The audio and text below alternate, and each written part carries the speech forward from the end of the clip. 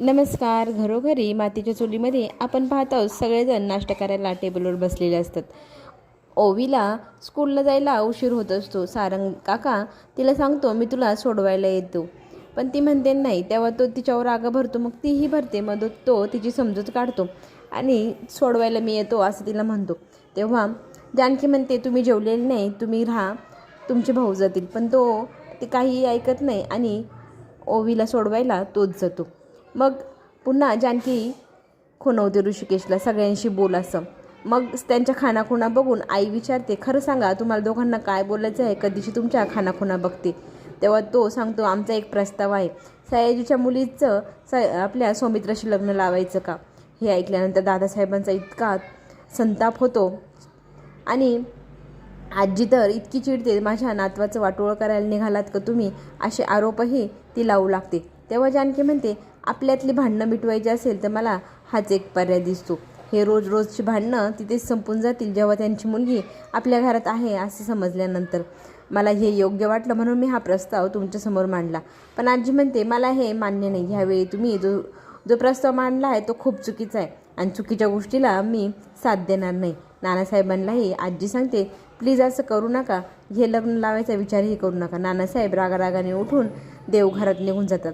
तेव्हा आजी पुन्हा चिडते, सयाजीरावच्या घरी तू जाशील का प्रस्ताव घेऊन लग्नाचा. जानकीला याची जबाबदारी तुलाच घ्यावा लागेल असंही आजी सांगते. मित्र विचार करत असतो, कुठे पडली असेल चिठ्ठी. तो ऑफिसमध्ये सगळीकडे शोधाशोध सुरू करतो. तितक्यात अवंतिकाचे वडील येतात. ते म्हणतात, जी चिठ्ठी तू सापडत आहे ती माझ्याकडे आहे. तुझ्या वहिनीसाठी लिहिली होतीस ना. तुमच्या घरात शिक्षणाचा मान नाही. तुझी वहिनी इतकी शिकलेली असूनही घरीच आहे. माझी मुलगी इतकी शिकलेली आहे, मी ती तुमच्यासारख्या लोकांच्या घरात देणार नाही.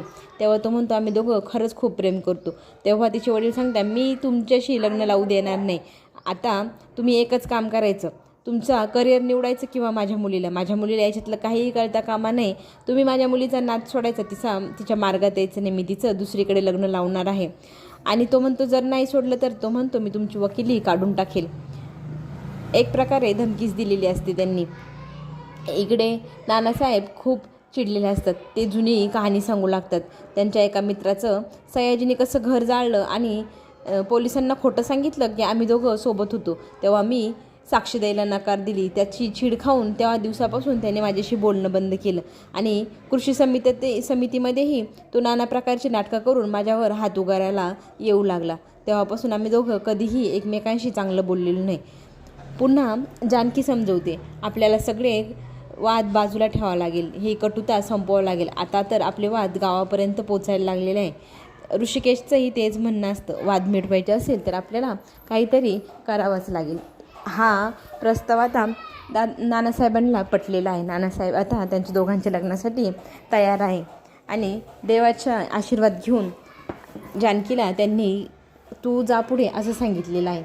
इकडे सौमित्राला भेटायला अवंतिका येते. ती खूप काय का बोलत असते, पण सौमित्र तिच्याकडे एक मिनटंही बघत नाही, बोलत नाही. ती म्हणते, काही झालं आहे का, माझं काही चुकलेलं आहे, तू माझ्याशी बोलत का नाही.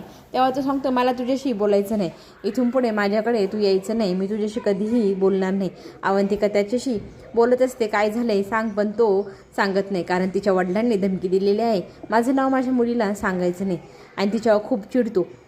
मग तिला काही कळत नाही, तीही चिडते. इथून पुढे मी तुला कधी भेटायला येणार नाही आणि तुझ्याशी बोलणार आहे नाही. तू माझा खूप मोठा अपमान करत आहेस, काय झालं आहे तेही सांगत नाही. मग तिथून ती निघून जाते. इकडे जानकी आणि ऋषिकेश बोलत असतात, आपल्याला सौमित्राच्या मनातलं काढायला हवं. सौमित्राचं नक्की काय म्हणणं आहे ते तर कळलं पाहिजे की नाही. लग्नासाठी त्याचं काय मत आहे ते तुम्ही दोघं भावंड मिळून बोलून घ्या असं जानकी सांगत असते. पुढे काय होणार हे पाहणं आता आपल्याला खूपच आवडेल. सौमित्र नक्की काय निर्णय घेतो हेही पाहणं रंजक ठरणार. तेव्हा लवली स्वरा चॅनल नक्की सबस्क्राईब करा. धन्यवाद.